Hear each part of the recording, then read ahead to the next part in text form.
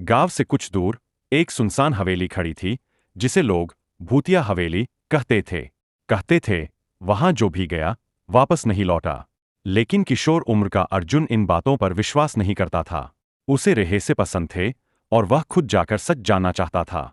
एक रात चांदनी हल्की थी और हवा में अजीब सी ठंडक थी। अर्जुन ने अपने दोस्तों से शर्त लगाई कि वह हवेली में जाएगा और सुबह तक वहां रहेगा। दोस्त डर गए, पर अर्जुन की जिद के आगे किसी की न चली। हवेली के पास पहुंचते ही अर्जुन को अजीब सी बेचैनी महसूस हुई। से ही उसने दरवाजा खोला। एक कड़कड़ाती आवाज आई, मानो किसी ने सदियों से बंद दरवाजे को जबरदस्ती खींचा हो। अंदर घना अंधेरा था, लेकिन उसकी टॉर्च की रोशनी में जाले और धूल से भरे पुराने फर्नीचर दिख रहे थे।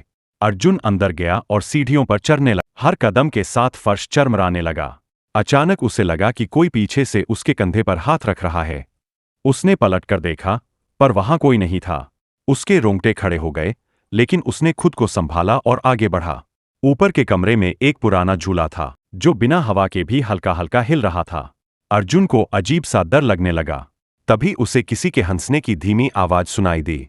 उसकी सांसें तेज हो गईं। उसने टॉर्च घुमाई तो दीवार पर एक परछाई हिलती दिखी, लेकिन वहां कोई इंसान नहीं था। अर्जुन ने हिम्मत करके पूछा, कौन है यहां?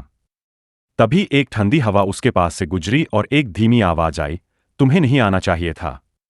अर्जुन का दिल तेजी से धड़कने लगा। वह पीछे मुड़ा और तेजी से सीढ़ियां उतरने लगा, लेकिन अजीब बात यह हुई कि जितना वह भागता, दरवाजा उतना ही दूर लगता, जैसे हवेली उसे अंदर ही कैद रखना चाहती हो। तभी उसे लगा कि किसी ने उसका हाथ पकड़ लिया। ठंडा, बर्फ जैसा हाथ। उसने जोर से चिल्लाया और आंखें बंद कर लीं।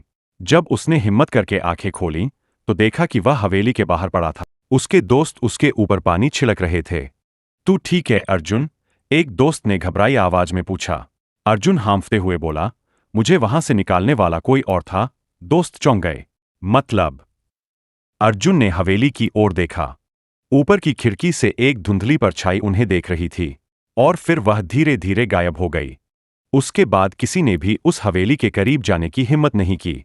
लेकिन अर्जुन अब भी सोचता था, आखिर वो कौन था जिसने उसे बचाया? या क्या वो भी कोई आत्मा थी?